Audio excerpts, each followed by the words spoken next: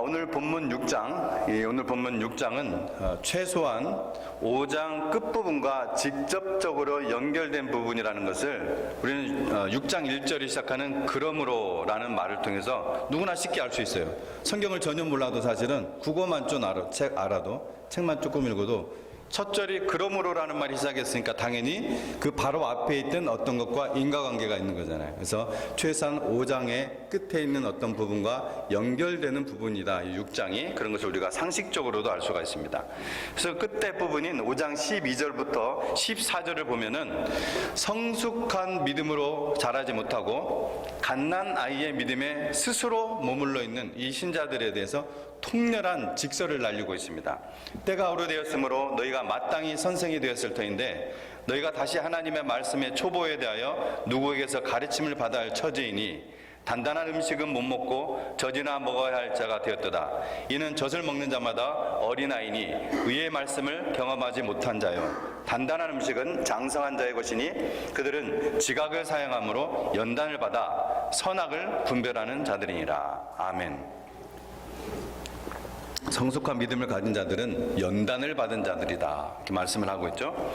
그리고 이어지는 6장 1절에서 2절에서 말하는 이 결론은 1절의 앞부분과 2절의 끝부분을 연결해서 읽으면 결론이 나옵니다. 뭐냐? 우리가 완전한 대로 나아가자. 뭐라고요? 우리가 완전한 대로 나아가자. 즉 뭐예요? 성숙한 신앙으로 성장하자. 앞에 있는 그 문맥을 볼 때 우리가 성숙한 믿음으로 성장하자 이렇게 권면하고 있는 것입니다. 그런데 자, 여기서 이어지는 3절의 말씀은 정말 얼음물 한 바가지가 우리 얼굴에 확 끼얹어지는 듯한 그런 말씀이에요. 잘 보세요. 3절 말씀에 하나님께서 허락하시면 우리가 이것을 하리라. 그러니까 하나님께서 허락하시면 우리가 우리의 믿음이 성장하고 성숙하리라 이렇게 얘기하고 있는 거예요.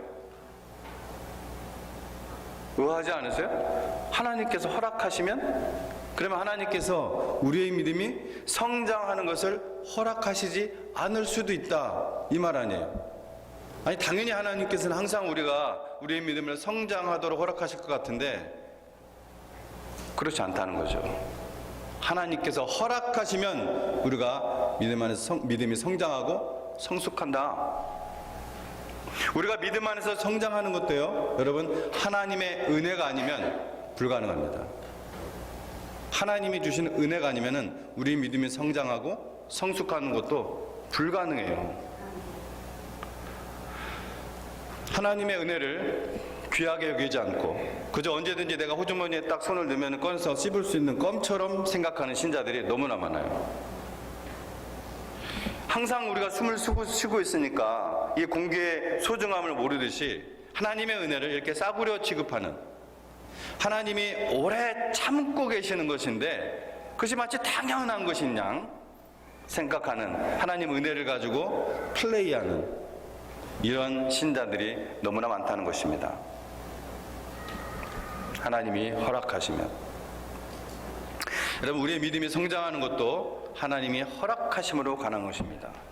하나님께서 하나님의 은혜를 거두어 가버리시면, 즉 하나님이 그냥 내버려 두시면은 우리의 믿음은 성장할 수가 없어요.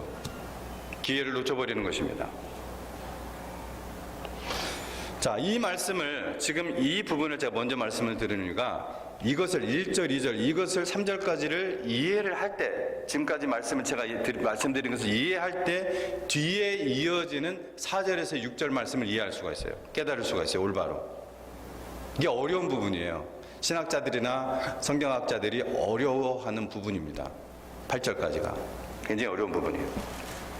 하늘의 은사를 맛보고 성령에 참여한 바 되고 하나님의 선한 말씀과 내세의 능력을 맛보고도 타락한 자들은 다시 새롭게 하여 회개하게 할 수 없나니 이는 그들이 하나님의 아들을 다시 십자가에 못 박아 드러내놓고 욕되게 함이니라. 오늘 이 히브리서 말씀을 들으시면서 하나님의 은혜가 여전히 나에게 주어지고 있을 때 여러분의 믿음이 계속해서 성장하고 성숙해지기를 저는 간절히 소망합니다.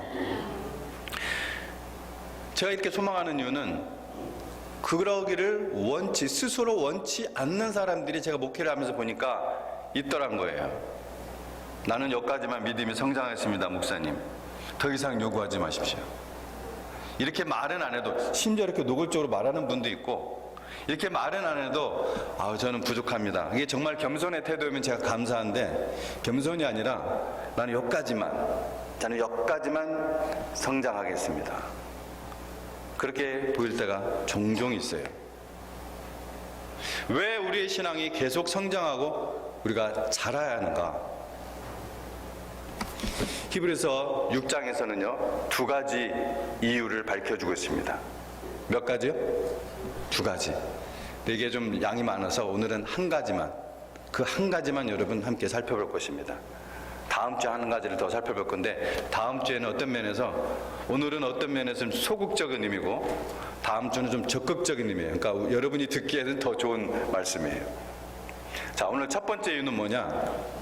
우리가 믿음에서 성장하고 성장하지 않으면은 타락해요. 그냥 그 상태로 머물러 있는 게 아닙니다. 우리가 성장하고 성숙하지 않으면은 사탄도 가만히 있나요? 아니죠. 집요하게 온갖 방법으로 공격을 하고 우리를 넘어뜨리고 유혹합니다. 그래서 가만히 있으면은 우리가 성장하고 성숙하지 않으면은 타락하고, 그렇게 정말 타락을 하면 어떤 일이 일어나냐? 이전보다 형편이 더 어렵게 됩니다. 그것이 오늘 성경 말씀 이야기예요. 제 얘기가 아니라 오늘 가르치는 성경 말씀 이야기입니다.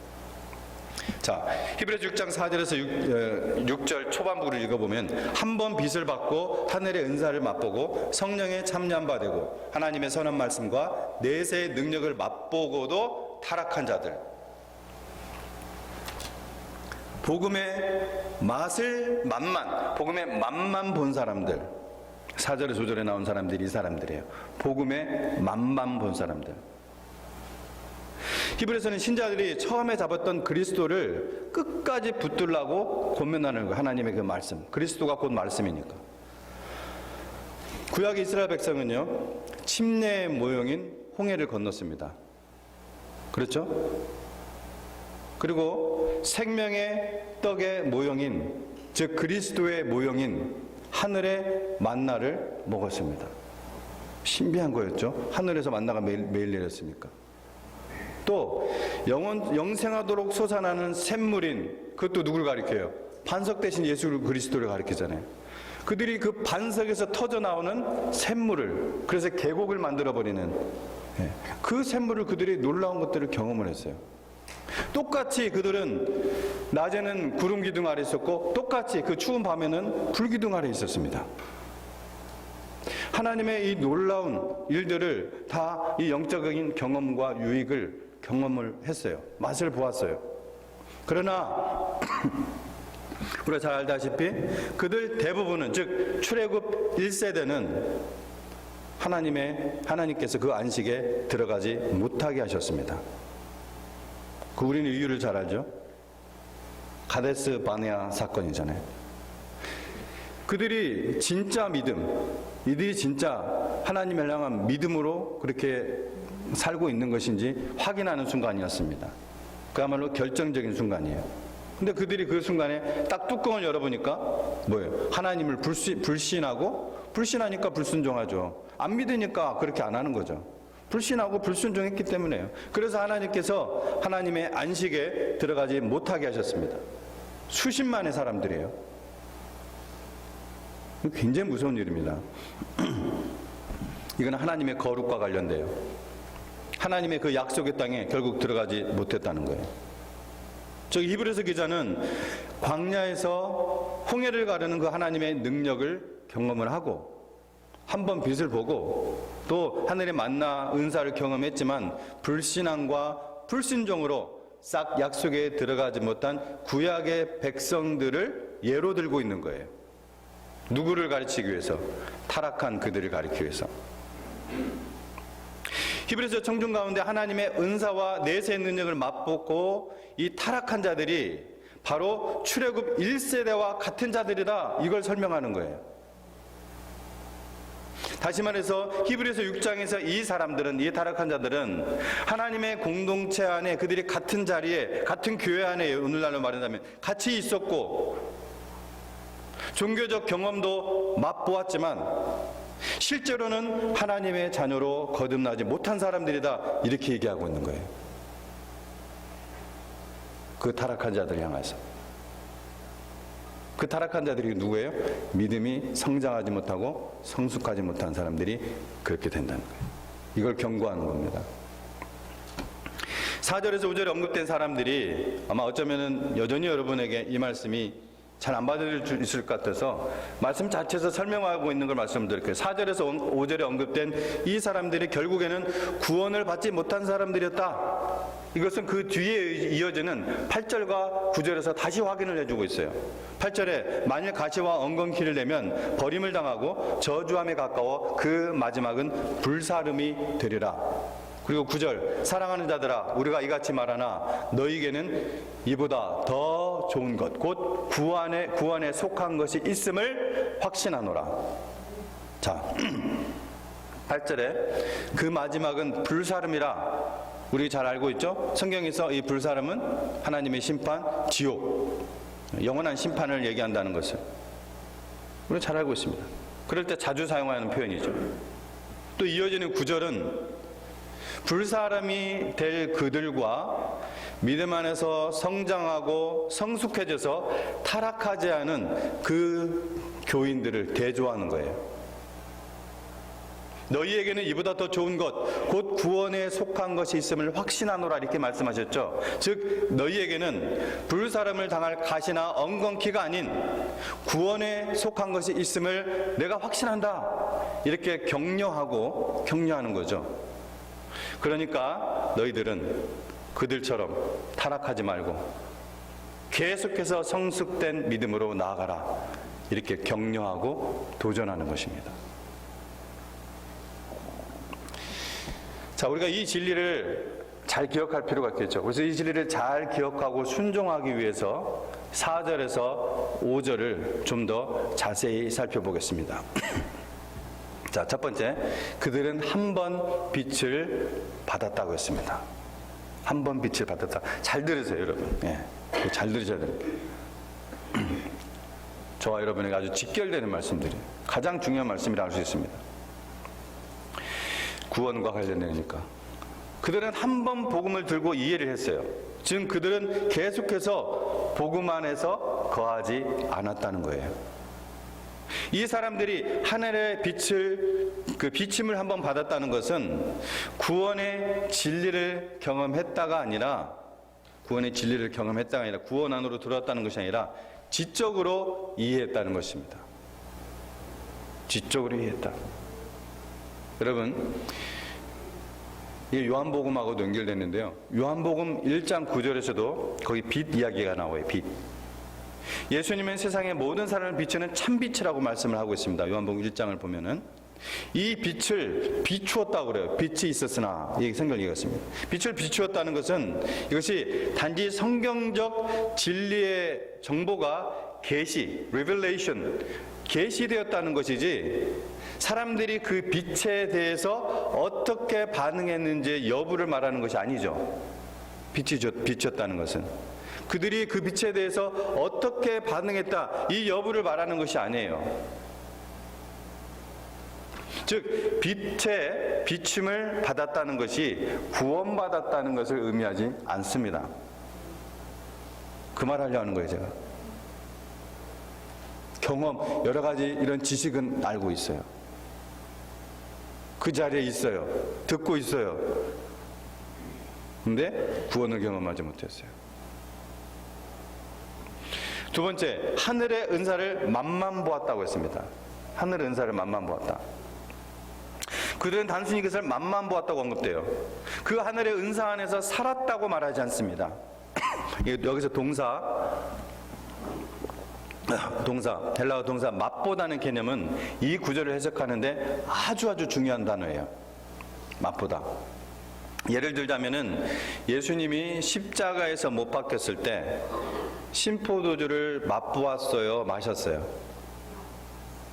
자, 신포도주를 맛을 보시고 그 다음에 마시지 않았다고 했습니다. 뭔지 확인하기 위해서 맛을 딱 보시고, 십자가에 달려 있을 때 그들이 로마 그 십자가에 못 박은 자들이 묻혀줬거든요. 맛보시고 먹지 않았어요. 다시 말해서 본문에서 맛보다 이 의미는 그것을 마실 것인지 말 것인지 약간 맛만 본 것을 의미하는 거예요. 그러나 이 구원은 맛을 본 뒤에 맛만 보는 것이 아니라 이 구원은 맛을 본 뒤에 영생하도록 솟아나는 이 구원의 샘물을 계속해서 마시고 헌신하는 상태가 구원입니다. 그게 구원이에요. 그게 거듭난 거예요. Born again from above. 뱃속에서 8개월, 9개월 있어도 태어나지 않으면 이 안에서 양분 먹고 자라고 있겠죠. 태어나지 않으면 죽는 거예요. 그런데 이 사람들은 맛만 봤다는 거죠. 맛만 봤다. 예수님은 요한복음 6장에서 자신을 뭐라고 얘기하냐면은 내가 생명의 떡이다. 오늘날로 말하면 생명의 빵, 브레드를 얘기하는 거죠. 내가 생명의 떡이다. 내가 생명의 피다. 이렇게 비유하시면서 이 떡을 먹고 이 피를 마시지 않으면은 뭐가 없다? 생명이 없다. 그렇게 말씀하세요. 이것과 연결되는 말씀이에요. 제가 읽어드릴게요. 53절부터인데 예수께서 이르시되 내가 진실로 너희에게 이르노니 인자의 살을 먹지 아니하고 인자의 피를 마시지 아니하면 너희 속에 생명이 없느니라. 내 살을 먹고 내 피를 마시는 자는 영생을 가졌고 마지막 날에 내가 그를 다시 살리리니. 이해하시겠어요 이제? 생명의 말씀이신 예수님을 먹고 마신다는 것은 뭡니까? 내가 그것을 믿고 그 믿음대로 사는 것을 의미한다는 것을 우리는 잘 알고 있습니다. 계속해서 먹고 내가 사니까 다시 배가 고파지잖아요. 먹고 소화하지 않으면은 더 못 먹죠? 더 못 먹어요. 계속 안 먹으면 죽는 겁니다. 뭐가 소화해요? 내가 순종할 때 소화가 됩니다. 내가 행동할 때. 그런데 이 타락한 그들은 맛만 보고 먹지 않았다는 거예요. 자, 그들은 성령에 참여한 바가 되었다. 그들은 이 타락한 자는 성령에 참여한 바가 되었다 했어요. 여기서도 우리는 이 참여하다는 용어를 깊이 살펴봐야 됩니다. 이 해석이 굉장히 중요하니까. 성령에 참여했다는 말은 성령 하나님이 그 신자 속에 있었다는 말이 아니라, 즉 내주했다는 말이 아니라 성령 하나님이 역사할 때 그 주변에 그 자리에 어떤 종교 활동에 동참하고 있었다, 그 정도의 뜻이에요. 여기서 참여하다는 뜻은. 따라서 이들은 성령 하나님이 그들 속에 내주하여, 성령님이 내주하면 어떻게 합니까? 거룩한 영이 내주하면 거룩한 행동을 하게 하죠. 하나님의 선을 행하게 하죠. 그게 순종하는 거잖아요. 성령님이 우리 안에 내주하면, 그래서 그 성령님의 뜻에 우리가 순종하는 거예요. 근데 그런 것을 경험하지 못했다는 거예요. 맛만 보았기 때문에, 참여한 바만 되었기 때문에. 그러다가 구원의 선행 단계의 그 과정에만 있다가 어떤 이유에서든 믿음을 포기했다는 아주 안타까운 사람들이었어요. 한 7, 8개월 뱃속에 있다가 태어나지 못하고 그냥 죽어버린 거예요. 돌덩어리로. 로마서 8장 9절 말씀 여러분 잘 기억하죠? 만일 너희 속에 그리스도의 영이 거하시면 dwell in, lives in. 무슨 뜻인지 아시죠? 계속해서 있다는 거잖아요. 거하시면. 그 말에서 내주하다는 말이 나온 거예요. 너희 속에 하나님의 영이 거하시면 너가 육신에 있지 아니하고 영에 있나니 누구든지 그리스도의 영이 없으면, 그와 같이 없으면 그리스도의 사람이 아니라. 여러분, 성경은 애매하게 얘기하지 않습니다. 진리는 아주 정확하게 분명하게 얘기합니다. 그저 사람들을 그냥 애매하게 얘기하고 끌어모으기 위해서 그런 게 아니에요. 구원하기 위해서 정확한 말씀을 하시는 거예요. 구원하시기 위해서, 건지시기 위해서, 하나님의 거룩한 백성이 되도록 하시기 위해서.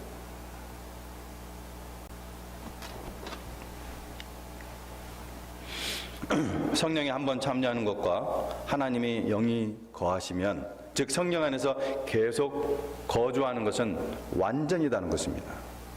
그것을 우리가 성령님이 내주한다고 했죠. 이어지는 말씀도 같은 말을 드려요. 그들은 하나님의 선하신 말씀을 보았다. 그들은 내세의 능력을 보았다. 내세는 뭐예요? 하나님의 나라의 능력을 맛보았다, 그 얘기거든요. 다 같은 의미를 설명하는 거예요. 그들이 어떤 존재들인지. 이 사람들은 빛을 비춤을 받았고 구원의 은사를 맛을 보았고 성령의 역사를 그 주변에서 함께 보았고 하나님의 말씀의 설교를 맛보았고 기적을 보았습니다. 그런데 만일 타락하여 하나님에게서 이들이 멀어지면, 성장하고 성숙하지 못해서 타락이 된단 말이에요. 그래서 멀어지면은 그 다음 말이 굉장히 무서워요. 다시 회개하여 회복될 수 없다, 성경은 얘기하고 있습니다. 왜요? 6절을 봅니다. 오늘 본문에서 가장 어려운 구절이에요. 6절. 타락한 자들은 다시 새롭게 하여 회개하게 할 수 없나니 이는 그들이 하나님의 아들을 다시 십자가에 못 박아 드러내놓고 욕되게 함이라.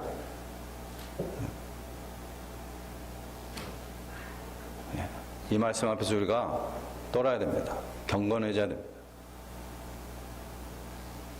저는 그랬습니다. 처음 이 말씀의 의미들을 애매하게 모를 때, 옛날에. 히브리서 6장의 문맥에서 볼 때 저자는 지금 뭘 얘기하냐면 유대주의로 돌아갈 위험에 처한 사람들을 경고하는 구절이에요. 유대주의는 뭡니까? 예수님은 하나님이 아니다라는 거 아니에요. 위대한 선지자일 수는 있어도 하나님은 아니다. 유대주의로 돌아가는 거예요. 유대주의로 돌아가는 일은 예수님을 버리는 일이고 예수님을 다시 십자가에 못 박는 일이 된다는 거예요. 이거 오늘날로 말하면 뭡니까? 우리 여러분 유대주의자들은 아니잖아요. 그들은 그렇게 태어났기 때문에, 유대주의로 태어났기 때문에 그렇지만, 오늘날로 말하면은 주님의 복음에 따라 사는 것이 아니라, 제가 자주 얘기하는 거 무슨 복음? 내가 복음. 내가 복음에 따라 사는 거. 즉 복음에서 타락해서 자기 생각에 옳은 대로 그냥 종교적으로 사는 거. 이거 얘기하는 거예요.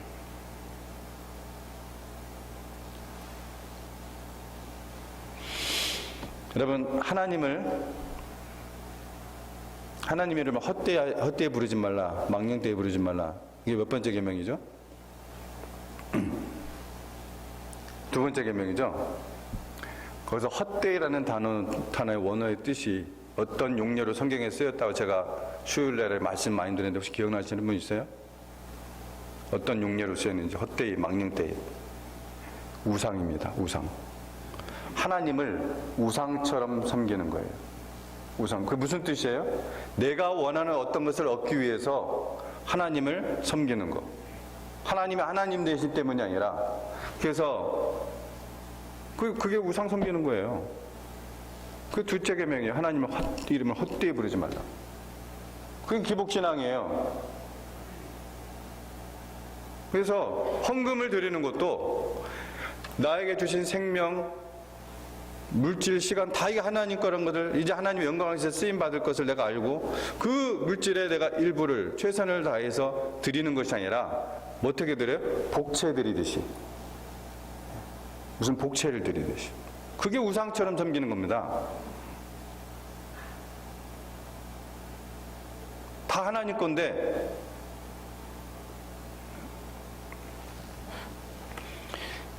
그거 얘기하는 겁니다. 그게 바로 종교주의예요. 신앙이 아니라 그건 종교주의입니다. 하나님과 아무런 릴리전은 있어도 하나님과의 릴레이션십은 전혀 없는 종교주의. 자, 이 타락한 자들의 그 심각한 결과를 7절에서 8절에 얘기를 하고 있습니다. 비를 흡수하는 땅은 결실을 맺고 하나님의 축복을 받는다. 먼저 이 7절 말씀이 얘기를 해요. 땅이 그 위에 자주 내리는 비를 흡수할 때 결실과 열매를 맺는다. 하늘에서 내리는 비는 뭐예요? 하나님의 은혜입니다. 성령의 단비입니다. 그죠? 그 정도는 우리가 어느 정도 알 수가 있겠죠. 근데 예수님께서 성령님이 오셔서 하시는 일이 뭐라고 했어요? 진리를 드러내고, 주 진리가 뭐예요? 근데 예수님이죠. 말씀이죠. 그 진리로 인도하신다고 했어요. 진리로 이끄신다고 했어요. 그게 성령님의 단비, 하나님의 은혜의 단비예요. 히브리서 4장 12절 13절에 하나님의 말씀은 살아있고 활력이 있어 좌우의 날선 어떤 검보다 예리하여 혼과 영과 및 관절과 골수를 찔러 쪼개기까지 하며 또 마음의 생각과 뜻을 판단하나니. 여러분, 예배 중에 하나님의 말씀이 증거될 때 이 일이 여러분이 이 말씀을 흡수할 때, 여러분 영혼이 이 말씀을 흡수할 때 이 일이 일어나는 거예요. 이 일이. 이어지는 13절에 지으신 것이 하나도 그 앞에 나타나지 않음이 없고 우리의 결산을 받으실, 우리의 삶의 결산을 얘기하는 거죠. 우리의 결산을 받으실 이의 눈앞에 만물이 벌거벗은 것 같이 드러나느니라. 성령님께서 바로 이 일을 하신다는 거예요. 땅이, 즉 사람의 마음이 자주 내리는 비, 즉 하나님의 은혜, 이 성령의 단비를 자주 흡수해서 밭가는 자들이 쓰기에 합당한 채소를 내면 하나님께 복을 받는다라고 7절에 나와 있는 것입니다. 그러나 그렇지 않으면 어떻게 되는가? 8절, 그 마음에 혹은 그 삶의 열매가 무엇을 내요? 가시와 엉겅퀴를 내서 버림을 당한다는 거예요. 가시 엉겅퀴가 뭐 필요해요? 저도 텃밭하면서 그거 다 긁어내서 버립니다. 태워버리고 싶어요, 저도. 왜? 그게 조그만 씨들이 날라가지고 또 떨어지거든요. 근데 태울 수가 없으니까 그냥 버리는 거지. 그래서 이 땅에 비가 내려 축복을 받는데 열매가 없다면 농부가 엉겅퀴와 가시를 불태워도 누가 농부를 비난합니까? 농부를 비난할 수 없어요. 말씀의 비를 흡수할 수 있는 기회가 수없이 주어졌음에도 불구하고 그 비를 흡수하지 않으면 가만히 있는 게 아니에요. 그 비를 흡수하지 않으면 그 땅이 그냥 가만히 있는 게 아니에요. 가시와 엉겅퀴가 자랍니다. 이거 텃밭 해보신 분들은 알 거예요. 열심히 자기의 마음의 밭을 갈지 않으면, 갈면서 돌도 끄집어내고 돌짝도 치워버리고 이러지 않으면 이런 일이 일어나요. 가시와 엉겅퀴가 자랍니다. 말씀에 이 은혜의 단비가 내리는데 원하는 채소가 나는 것이 아니라 가시와 엉겅퀴가 자라요. 우리는 엉겅퀴와 가시가 왜 이 땅에서 자라기 시작했는지 그 이유를 잘 압니다. 왜 자랐어요? 언제부터 자랐어요? 엉겅퀴와 가시가? 성경에 나오잖아요.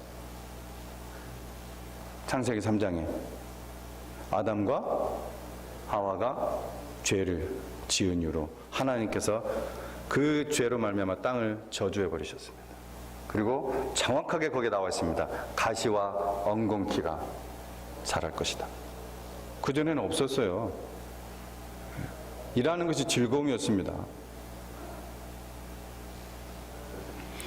여러분, 우리가 하나님이 원하시는 아름다운 열매를 맺어야 하는데 우리가 은혜 가운데 있지 않고 복음을 따르지 않고 내가 복음을 따르면 100% 내가 복음의 결과, 즉 가시와 엉겅퀴가 가득하게 됩니다. 결국 농부 대신 하나님의 심판을 받아서 지옥불에도 떨어질 수 있다고 본문은 경고하고 있는 거예요. 근데 우리가 이 말씀을 보면서 지금 히브리서 기자가 겁주려고 하는 겁니까? 아니죠. 하나님의 마음을 좀 알라는 겁니다. 우리가 하나님의 마음으로 이 성경을 읽어야 돼요. 하나님의 마음.